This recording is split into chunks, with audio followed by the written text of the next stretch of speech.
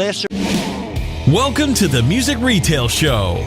Having conversations about the musical instrument industry to take you and your business farther. The Music Retail Show. Hey, welcome back to another episode. Today we are going to talk with Phil Bradbury of Little Walter Tube Amps. Man, what a great guy. We met him at the Amigo Guitar Show, and man, we had a great time having a conversation about his company, who he works with, and the quality and love that he puts into building his amps. You are going to love this episode. Listen to every second of it, and we'll see you on the other side. Does half the cost and double the value sound good to you? What about made in the USA? Franklin Strap is 100% American made, and you get double the quality for every dollar you spend. Call us today, 615-791-7057, and get in the strap business. Franklin Strap, the soft strap. All right, man, we are back around for round two, actually. So, yes. But the guitar show's going good, man. I've seen a lot of people that we've actually already known. Yeah. So people are stopping by and just kind of talking and saying It's hello. been fun, yeah. Yeah, absolutely. So, but we've got another guest here. Awesome. Phil Bradbury from Little Walter Tube Amps. Yes, So, we're excited about this. Yeah. Hey guys, it's my great pleasure to be here with you. Yeah, Phil, it's great to meet you. So I'd always had known about Little Walter Amps through Eric. Oh, yes. So I've known yes. Eric. He's Yes. been coming into MIRC for several years. So He's the one that turned me on to your wonderful place. Is he really? Yes, Is he I really? love it. Like I told you, I've stocked up my granddaughter's musical supplies from your That's right. from your That's place right. before. I'm very proud of that. All his grandkids have got MIRC guitars. It was a great experience coming over there and Christmas shopping. Yeah, it is. Absolutely. How's the show going? Oh, it's going good. It's not one of these things where you come expecting to do a lot of sales. With all my customer base and our endorsees in this town, it gives me an opportunity to interface with them, go to dinner with them. It's kind of a 3-day homecoming, you know, Yeah, very cool. Very cool. hang out with the guys. And Yeah. You went to a real good dinner last night, huh? oh wow, yeah, I've been very, very fortunate in getting to meet and become friends with Robin Ford, my hero guitar player, and we're now going to be building a new rig for him to tour and record with. Okay. Very cool. And so we had a dinner with Robin last night, and it was a lot of fun. Was it really? Yeah, it was. He's a fine gentleman. Yeah, Yes. good. Yes. Yeah, very, very cool. So, so the show's been going good. Obviously, we want to get to know you a little bit more. Phil, tell us about how you got started, where Little Walter Amps came from. Okay, well, I paid my way to college in the early 70s, playing music in Kentucky, and then left the music business to get a gainful employment. Yes. I thought maybe I'd find a wife that wanted to eat 7 days a week. So I got into the mining and software business and had a very good career in that. Always a frustrated musician in the background, And about 15 years ago, I did my own album on Pro Tools. It was to learn how to use Pro Tools, and I played every instrument and wrote the songs. And it wasn't a great recording, but it was a great experience. And during that, I found out the amps that I was using were very lackluster, and it sounded like a speaker in a cardboard box, basically. Oh, wow. And it took me back to my college days where I didn't have much money, and I would play these old Fenders. Like I had a 48 Dual Professional, and they had those the are old awesome octal amps. tubes. Yeah. And they were magic. Yes. They weren't as sexy as the Marshalls and the big Fenders, but they had this magic tone. Yeah. And I thought, I want to go back. At my age, I want to leave something here. And, you're supposed to leave the earth a better place than where you found it. Sure. And so I thought, with all this corporate bull that's going on, making decisions instead of tone on the cost of a capacitor, I want to go back, and I studied for a year, and I wanted to create an amp that was very similar to the 30s and the 40s amps that we all are after. Yeah. But when you find one, it's baked, and you got to rebuild it just about. So I realized that we had a need for that. So I started building the old octal preamp tube circuits, and cloth wire, and there's no tag boards or turret boards used. There's nothing that makes them easy to build. Yeah. But it turned out to be magic. And Reggie Young bought the first amp that I wasn't Really? even building them to sell, and he fell in love with it. Yeah. And he took one over to Vince Gill's house, and then I get a call from Vince Gill, and I'm like, yeah. That's good. I'm thinking, which one of my buddies is imitating Vince Gill, you know? That's good company to be with, though. And then Brent Mason, and I have been the most blessed human in the world, and I guess it's because the amps give them what they want, so I'm proud of that, but I also am very, very blessed to be in such company. And what I did was I would come down and I would call on these stars to give me an hour or two, show them something new I'd done, and give me their feedback. And they acted surprised that I would listen to them. And they said, well, the other amp companies Aren't paying attention. don't do that. And I'm like, oh my God. I said, what an opportunity. You know you're in, huh? Yeah, well, what an opportunity. And so they have guided me. Paul Franklin, Bruce Boughton, Brent, all of them, Dan Huff, they've all guided me toward what they wanted. I've been lucky enough to be able to do it. And so it's been a wonderful opportunity, and I'm one of the luckiest people in the world, I guess. Yeah. But I work hard. I put in 12 to 14 hours a day. Kentucky. Are you from Kentucky? Is that where you're based at? I was born in Houston, Texas, but my dad was in the mining business. Gotcha. Coal mining. And so I'm a third-generation miner, so West Virginia, Kentucky, all over. Okay. All the places you probably wouldn't want to live. Don't want to live, huh? Yeah. And so where are you based out of now? I'm now in right outside of Pinehurst, North Carolina. It's actually West End, but it's an hour. Beautiful area. Oh, it is. It's where they hold the U.S. Open every 2 or 3 years. Yeah. And what I tell people, it's where all the northern rich people come to play golf and die. Hey, that's not bad. It sounds like a great idea. Yeah. No, Well, very good. cool. Very cool. So a lot of kind of tell us what you're doing now as far as with Little Walter amps. I actually also saw in your booth over there, I didn't realize you guys had guitars too. Maybe tell us a little bit about that too. We kind of did a project a couple years ago to test the waters. Everybody who comes to our shows, see, the one thing I'd like to say is that what I do are these free amp clinics. I've done it at Muscle Shoals Studio. I do it at Berkeley School of Music in Boston. I've held several of them here in town at the Musicians Union Hall downtown. Okay. And they're not for sales. They're simply to give back, because most people buy an amp thinking it's a box that makes you sound as loud as the drummer. And I want them to understand that it's much more than that. If the right amp with the right tubes, and most people don't know how to buy an amp. They don't realize, well, I'm playing this kind of music, and they're buying an amp that they don't even know what kind of power tubes. And so I'm trying to guide them. Well, if you're a blues player, Jack Pearson's your hero, as he is mine. You want to play 6V6s and get that natural blues breakup, or you want to sound like Vince Gill or Brent Mason, 6L6s, a little bit bigger bottle. And so I do these free clinics all over the place. And so that's one of the things that I really feel important doing that, because it empowers these musicians to use the tools they have better. What musicians are coming to those? Well, for instance, at Berkeley last year, this was so cool because I've got grandkids that can't talk to you without a cell phone in their hand. and it's going to be a problem. I understand. We all know that. Well, can you picture this? These kids are paying $40,000, $50,000, $60,000 a year for a music education. Wow. And here I set up, and I wasn't allowed to be there because one of the major manufacturers bought the rights to use their amps only at the school. But a guitar club asked me to be a guest speaker, so I came, and it wasn't a sales pitch.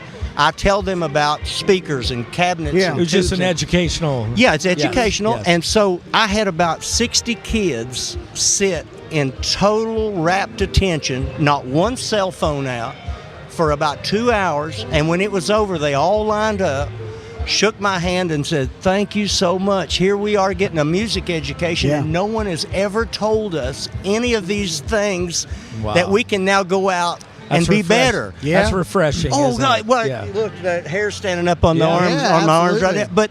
but that means so much to me. And look, obviously it is a sales thing, I guess, because if I earn their respect on down the road, maybe they'll come back and be a customer. But whether they do or not, it means so much to me to pass this on, you know. Giving back is a big deal. MIRC's been doing it for years. We actually have done free guitar setup clinics. That was always for free. Richard had an idea to repair clinics, and you know what? It was kind of the same premises. It's just kind of like, hey, it's just a way to give back. It gives educate people, and you know what? If we can earn their respect from that position, then they'll come back. Our philosophy is just give it away. Yeah, give it away. Just give it away. Yeah, me too. And somebody asked me, I went to the Phoenix Steel Guitar Show. I work a lot with Paul Franklin and Bruce Boughton, and we have what Vince considers it to be the #1 steel amp right now. And it was only because Vince introduced me to Paul, and I've worked with Paul Franklin for the last 8 years, and we've developed the Paul Franklin signature steel amp. So I go to all the steel shows. Cost me about $1,200 to go out to Phoenix and back, and I did this 3-hour seminar.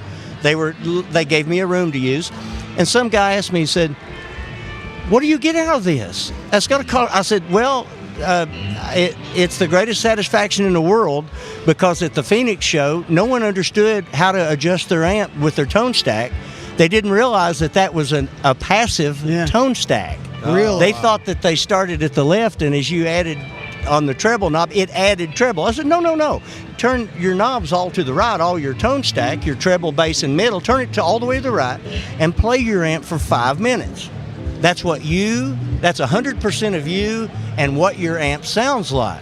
Then I'm learning something new right now. I am too. I'm so fascinated. Well, you know, most people think that 12 o'clock is neutral, and if you turn to the right, you add. If you turn to the left, it's not, unless it's a PA board or an amplifier that has an active circuit.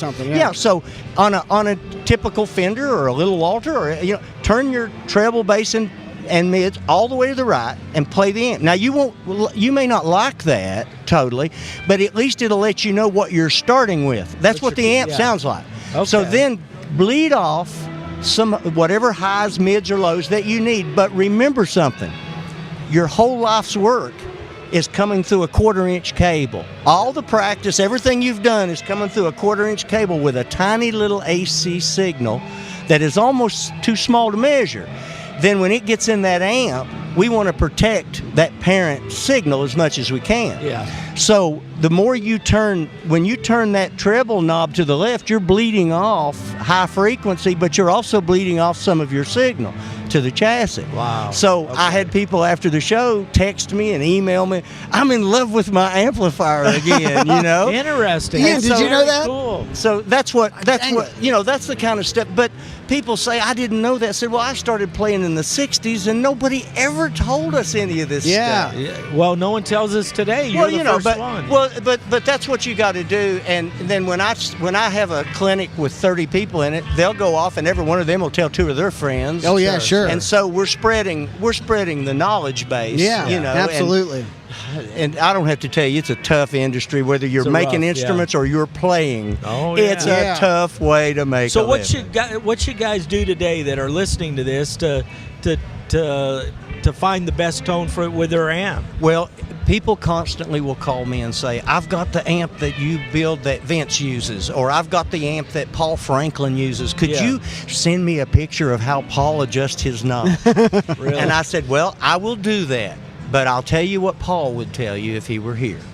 Paul would tell you to set the volume, start with your knobs, your tone all the way open, and back them off to what your ears sounds to you as the absolute best sound, what you want people to hear, and that's what's right for you, because we all have different ears. We all hear slightly differently, and if I set your amp up, it's what I hear. Yeah. You may not hear that same thing, so you just simply play with it. I don't think people have spent enough time sitting with an amp alone and trying every possible setting of volume and tone together, and you may actually true. You may discover something. You plug it in, you turn it up, give it a little dry. I mean, it's just you don't do much. You spend 30 seconds on one of the most important things there is. Yeah. And here's another thing that I tell people in the clinic that I'd like to share with your listeners is that I always ask a show of hands. How many people here have a pedal or two that you don't use anymore? Yeah. So they all have them up. Sure. And I said, okay, how many people here have the original speaker that came in your store-bought amp? They all raised their hand. I said, so you're sure that company did an exhaustive search and spared no expense to put the best sounding speaker, or do you think maybe they got a deal on 100 speakers? And I said, so instead of buying another pedal or sell off a couple pedals on eBay or Reverb or something that you're in a yard sale that you don't use, invest in a couple drastically different speakers. Call a few people and get some feedback from people who know. Okay. And then change a speaker, $100, $150.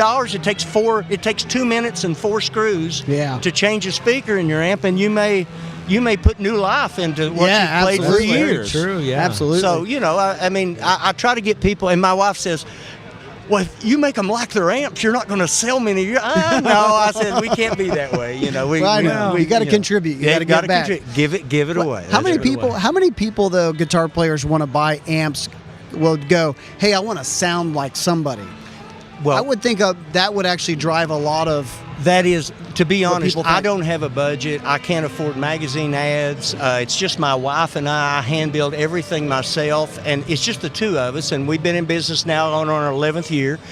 And thank God that people go to concerts and see Vince Gill or Paul Franklin or one of these wonderful artists play them, and then contact me, and most people will take a picture and blow it up when they get home of his amp to find out it says Little Walter, and then they'll Google me, and that's how I find customers. So it's very important because and what I tell them, I says, honest to God, if you buy this amp like Vince plays, I guarantee you'll sound exactly like Vince. That's the real pitch right there. Yeah, that's the salesman in me. But if they believed you'd have more employees. Huh? There you go. That's exactly right. So who are some other artists that are playing Little Walter amps? Well, we just picked up Whitey Morgan in the 78s, which is just an absolute phenomenal, honest to God, good country band. You think you're in the presence of Waylon.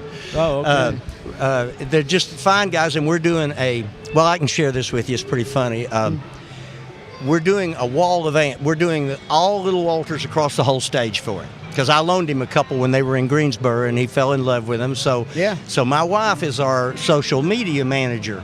So she's on Facebook the other day, and Whitey had sent a message to her, we're getting a whole wall of Little Walters. And she says, a wall of Walters. And his steel player was watching, and he types in, build that wall. And another guy posted, and make Fender pay for it. I thought that was one of the best Facebook posts I'd ever heard. That's a magazine ad right Build that wall and make Fender pay for it. And you're also, are you in the process of making amps for Robin Ford? Yes, or what? I met with Robin about a month ago, right before he did his Japan tour. It is. And he was like, he fell in love with my 59 and the 310 cabinet. We've always grown up with 410 cabinets, and Fender, I can't take credit. Fender always has had, like the Vibro King has a 310. It's a great sound. Oh, it's phenomenal. Well, I have a dear friend, an endorsee in Canada that I build amps for, and he pushed me to build a 310 cabinet. Robin fell in love with it. He'd never, ever played anything like that. What's the decision to go 3 out instead of 4? Well, is there a different sound? You guys probably know Andy Reese, one of my hero guitar. He's the guitar player with the original guitar player with the Time Jumpers that plays with Vince and the guys. And Andy told me a long time ago, I told him I thought a 410 cabinet could be woofy. Yeah. Because to me, a 10 is a woofer, and a 15 is a tweeter, and a 12 is a midpoint between them. Now, I wasn't raised that way. I was a bass player growing up. You had to have a 15. Yeah. But in doing my speaker research, no, you 10 can give you some real good low end. Yeah. So I told Andy I had a 410 cabinet. It was woofy. He said, unplug one of them. And that's the first time I came in contact with it. And then Trevor Sr. asked me to build a 310 for him, and it's just gone crazy. And I'm selling them now. Everybody loves these. That 310 is going to give you a punchier, tighter sound? It's the phasing. It's hard to calculate the ohms on a 310 cabinet. They won't calculate like a 2 or a 4 or a single speaker will. I've had this talk with a lot of electronics guys. It's very bizarre, but I think there's some magic in an odd mix of those speakers, Really? and it's Okay. above my pay grade. And I'd love for somebody to educate me on this, but anyway, it's magic. Okay. Now, And- did you say the Vibra King had it? Yes, the 'Cause Vibra King. yeah, when I worked retail, we used to stock those. Yeah. Along with like the Dual Professional, like Yes. out of the custom shop, Yeah. and the Vibra King. And you're right, it just has a beautiful sound to Well, it. one of my favorite stories is Alan Hines is this wonderful LA guitar player, and if you're not familiar with Alan, Google him or on YouTube, and Yeah. you'll see he plays in these clubs in LA, and he's got this lovely lady that sings blues with him. They do Ode to Billy Joe. It's some of the best stuff in the world. But I knew him as a YouTube star, you know. Yeah, yeah. So he calls me one day, and he found one of my amps in a store in L.A., and it's the same one Vince plays on tour, and he just went nuts over it. And so we became pen pals. Yeah. So he calls me out of the blue about 2 or 3 months ago and said, I'm in a studio, and my little deluxe reverb crapped out on me, and they rolled in a super reverb, and it's a great amp, but it's soulless. It's just so clean. It's just, it's not got the character. What can I do? And I said, well, you're 8 states away. I said, unplug the bottom right speaker. He said, I'm serious, man. This ain't a time for a joke. I said, try it. Yeah. So I didn't hear from him for 2 or 3 weeks, and he calls me and said, man, I can't believe it. I unplugged that speaker, and that made that amp magic. He said, I've got a guy building a 310 cabinet for me. Would you send me your wiring diagram? Wow. So, and that was just, Andy Reese told me once, you just unplug one of the 4 and you That's like cool. it. I just That's learned neat. something new. I mean, my goodness, I feel like I'm like a brand new guitar player here or something. Yeah. Man, I'm becoming a Little Walter fan. You guys need to come to the music room. We have a special music room where I build my amps, and the farthest anyone has come has been Singapore. They flew in, Really? came straight to me, spent 3 hours, picked their amp, went back to Charlotte, got on a plane, and flew back home. Wow. But we have people from all over the country. Bands will be coming through town. They'll stop, and their jams will break out. But we Really? always That's do a cool. little tube clinic. I keep all these tubes on a board, and I show them what different characteristics, That's so. cool. That's fun. Yeah, We may have to take a road trip. We knew. Oh, we'd love to have you guys. Well, we're coming to you Monday. Yeah. I haven't been there in a long time, and I All can't right. wait to get to Great. Monday. Yeah, that's one of my That's awesome. favorite Good. destinations. Now, Well, cool. you do have guitars as well, Oh, right? I'm sorry, I got off track. Well, and we, I just learned that. we tested the waters. We wanted to come up with about a $3,000 quality guitar, like a Tom Anderson quality or a Shure, a really good. But we wanted to be able to build it lesser expensive, so the guys that wanted those guitars but couldn't quite hit that price point would be able to have it. So we contacted USA Custom Guitar and Body out in Puyallup, Washington, who made a lot of the bodies and necks for professional players, and they built us some. And because we're not guitar builders, they did a wonderful job on them, and we probably got 8 or 10 of them and sold a few. Okay, yeah. But realize that when someone's got a couple $1,000s to spend on a guitar, they like to buy a name brand, Yeah, a Fender, of a course. Gretsch, an Epiphone, a Gibson, so that they have the resale. They guarantee that it'll have X number of resale. Yeah. So we just decided, well, we've got these great Little Walter guitars. We take them to our clinics, and that's what people use Okay. to Oh, play that's them cool. with. That's cool. And it's turned out really well. But no, I don't want to be in the guitar business. That's a competitive market. We have a trademark on a bass guitar. I'm a bass player, and I own the federal trademark on the 4/5 bass, which is BEAD. It's a 4-string neck strung with the top 4 strings of a 5-string. It's not, I Oh, can't. wow. It's not my only idea. There's been people doing it. Yeah. Yeah. But I build like a 7-pound bass guitar that's chambered, and it's a narrow neck. Yeah. And it's got BEAD, and let me tell you, buddy, I'd give up a G string for a B string. I think G strings are for strippers and guitar players. Yeah, exactly. I'm I'm glad you went there, because I was going to say there's a joke in here. Oh yeah, there is. Yeah. But it, that's one thing. But even that, I really don't. I'm so busy building the amps. I don't want to Sure. get into the Yeah, the sure. guitar business. Yeah. But it was Maybe down the interesting. road, huh? Oh yeah, maybe down. Yeah. Well, no, we got Merck. Yeah, Why do there we you need to be in the guitar business? That's exactly right. Well, hey, going forward, are you guys planning to? You want to expand and get bigger, or you do like it keeping it you and your wife and? To be honest with you, 10 years ago, I did have. We've been a big business people in the software business. I've been in mining. I've had a lot of employees. To be honest with you, if we can make enough to live comfortably doing this, which is very hard to do today, but if we can, I would much rather be the guy that hand builds every amp. Vince has been on the road 7 years with us, and we've never done anything but change a tube in 7 years. And so if we can keep that build quality, and I don't care who it is. My best buddy can work for me, but I still am going to worry if he's going to build it the way I do. So as long as I can do that, I think I'd be more comfortable just staying small and building, and hopefully we'll keep picking up some big names. Good. And my main thing is that I want to contribute something to our beautiful musical industry. That's what I want to do. That's neat. Yeah, absolutely. Richard, you got anything else? Man, I'm just enjoying listening about the tone and the knob.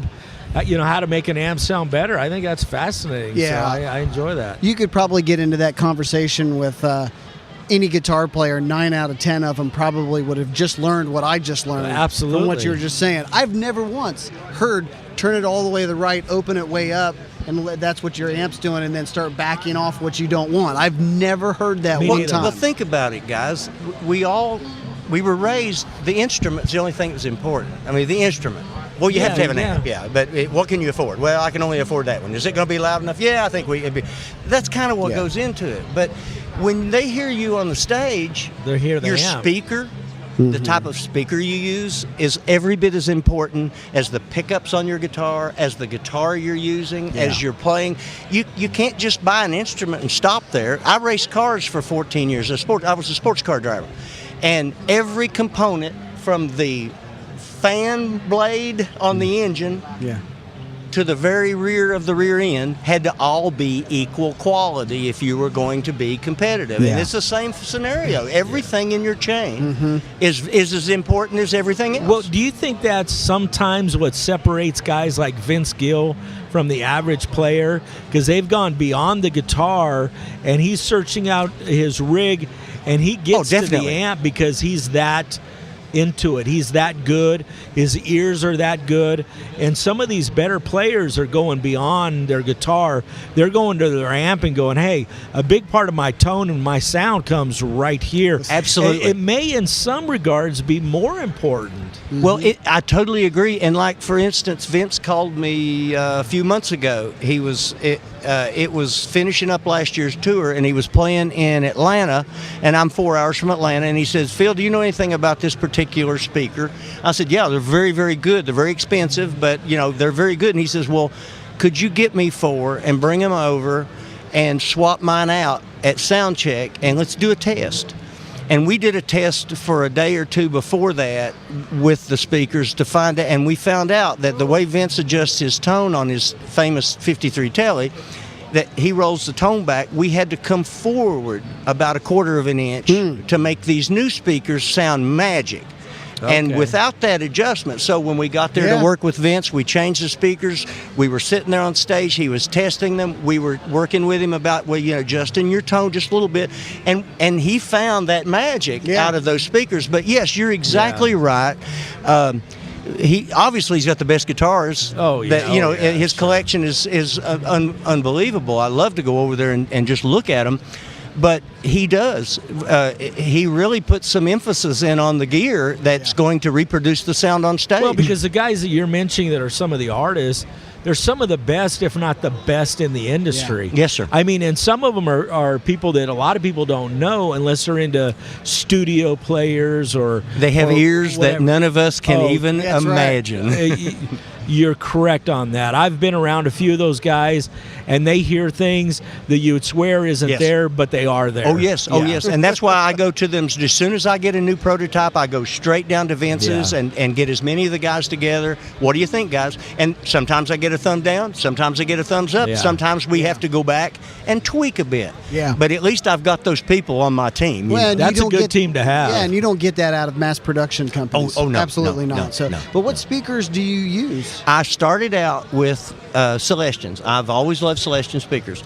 I still like Celestion speakers. Now, I don't put down any brand, but they're not made. Only a few of the Celestion speakers are made in England. The rest of them are outsourced to China. Now, I heard the other day that they were coming back and going to rebuild all their speakers in England. I'm very proud to say that. because of that, I went in on a search, and I tried several different American-made speakers, and I ran into the Eminence Company in Eminence, Kentucky. Everybody in town works at the speaker factory there. You know, I mean, I was raised in coal camps where everybody that lived in the town worked for the coal company. You know, it's a very neat feeling there. And it's a small town feel, and they really care. And I don't like every speaker that they make. But I have worked with them to find 4 or 5 that are absolutely magic. And remember this, guys, Ken Fisher, my hero, the guy that invented and built the train wreck amp, made a statement a long time ago that every chassis built has a holy grail speaker. And I think he could take a slide rule and calculate out how to come up with that. Well, that's above my grade. I have to sit and go through countless hours of trying each speaker. Oh, man. But I do agree with him after being in this business this long. I have found certain speakers that I pair up with certain of my chassis, and the same speaker doesn't work on all of them. Yeah. Interesting. And so that's what I found. And Eminence has been so good to work with me. I'm a very small builder. I can't buy 50 speakers at a time. Yeah, sure. So because I've brought a lot of top artists to them that are now using their speakers, they allow me to get a price that a lot of the guys get for buying 100. Yeah, they're smart. They're smart people, right? And so I'm very proud to work with them. But that's who we're working with now on speakers. Yeah. Okay. Now, so when you made the switch, you were using Celestions, and you made the switch. And we still use some Celestions. Okay. Did you go to the artists and go, "Hey guys, what do you think?" Or did they hear it and go, "Hey, I like the way this sounds"? No, Vince still uses Celestion. Okay. He's just shifted from one Celestion model that I started him out on years ago to the newer one, that the more expensive one that is really a nice speaker. So no, I don't. I may go to one of these guys and say, "Try this, see what you think." But those guys know what they like, and so I when I talk about using these speakers, it's for the general buying public and my normal customer base. But if one of those guys tells me I have a deal with a speaker company, or I really like this speaker, we'll use that. Yeah. Because the customer's right, the artist is right. It's what they hear. If they're on stage and they look out and see you in the audience, and they know that you're hearing what they want you to hear. Yeah. So that's what we're after. I don't care if it's made in China. You know, I mean, sure, it doesn't matter. I feel strong about buying American, but I'm not going to let that overtone. You know. Yeah, absolutely. Yeah. Now, you, Brent Mason plays. Brent uses several different amps. It's like a lot of studio work. Yeah, Brent uses, but I'm very proud that he's got a few of my amps, and he does use my amps when it's right for the project he's on. And he put out a video not long ago. A few years ago, how to record electric guitar or something like it. It was a really neat DVD, and I was so proud to be included in that. He mentioned my amp and a couple other brands that he uses, and said this one was made by a friend of his in North Carolina. So that's cool. So I don't expect them. A lot of my guys that I build for, they'll do the Tonight Show, and they flew in. They don't have any gear, and they're using a backline. They use whatever's there, you know. So you can't be. You can't get your feelings hurt because your guy plays some other amp, you know. But I'm just proud that they use them when they use them. You're included in the arsenal. Yes, buddy. Yeah, yes, absolutely. Buddy. Yeah. So, man, that's cool. I love it. This has been great. This has not only been an education; it's been a pleasure to be able to get to know you a little bit. Hey, thank you so much, guys. I feel honored to get to sit at your table today and join in with you. It's not a very big table. It's just a card table. That's right. No, we appreciate you doing it. We've learned a lot. Very intriguing stuff that you brought to us. So hopefully it'll provoke a lot of thought amongst guitar players. If anybody out there listening wants to discuss anything or ask a question, I'm always open. You can find me on the internet and send me an email or What's a your text. website? Why don't you say your website? It's littlewaltertubeamps.com. Okay, littlewaltertubeamps.com. And you can find my contact and my phone number and everything on there. And if someone has a question, even if you're not a customer or you're not looking to buy an amp, if I have the time, I'd be more than glad to answer a question. Nice. Oh wait, I got one more important question to ask. Sure. How did you come up with Little Walter? I'm just now realizing that. I can't tell the full story. I was in the mining business in eastern Kentucky, and we were a non-union coal mine. And during the mining strikes they have every 3 or 4 years to renew the contract, it got pretty ugly, and it was a pretty scary time, and I was interviewed after an altercation. I'll say that. I think I can say that. And a Lexington TV station interviewed me. And I'd ended up with a few holes in my truck coming through the line. And so I gave him an interview, and one of my foremen saw it. It got on national news, and he said, let's see, how did he put it? He says, "Hey, boss, I saw you on TV last night. You looked real good. I'm going to start calling you Little Walter," as in Walter Cronkite, because it was in the 70s. Okay. So everybody back home calls me Walter. I don't think some of them know my name's Phil, but when 30 years later, when I built my first amp and I thought I need to name it, I looked down and on the back of my motorcycle helmet, I'd airbrushed Little Walter. And there it is. That's what I want. Oh, that's cool. So we I like bought that. the trademark. Yeah. And a few years ago, I get a call from Walter Marion Jacobs, Little Walter's daughter, Marion, who said, "I understand you have the trademark Little Walter." And I said, "Yes, I do." And she said, I'm on here with my lawyer. That's the scariest words you can ever hear. Man. But I owned it outright. I'd gone through and paid dearly for it. And I said, "Do me a favor, send me what you want to do." And she wanted to use the name Little Walter for the Little Walter Foundation, which is a very good thing she's doing to try to help musicians. I think it's a nonprofit. It's all good. Yeah. And when she sent me her letter, it had Little Walter written totally different than mine, and it had a harmonica in the logo. It was her logo. And I just called her up and says, "Marion, as long as you're not in the amp business, go you for use it. that name as long as you want, that's anytime good. you want." That's and she awful says, nice of "Thank you." you," and so everybody's happy. Oh, that's a good story. But that's where the name That's a came in. neat story. And when we turn the mics off, I'll tell you the rest of the story. Okay. I knew there was where more. the holes came from. Yeah. Okay. Yeah. All right. Well, hey, Well, we cool. appreciate it. It's been a great show. I hope Yes. you've been enjoying the Three Amigos show. Always got to give a shout out to them Yep, because they've been absolutely. great hosts. Miss on Ruth here. Brinkman is one of my heroes. Yes, Yes. we love doing this show. Yes, Okay. yes. Awesome. Excellent. So appreciate it. And Yep. yeah. Again, thank you very Thank much. you all We for having appreciate me. it. It's been an honor. Absolutely. Yeah. Absolutely. Own a music store or sell guitars online? Need more inventory to stay competitive in today's market? MIRC is the nation's largest wholesaler of quality used guitars. Visit www.mircweb.com to become a dealer today. Thanks for listening to the Music Retail Show.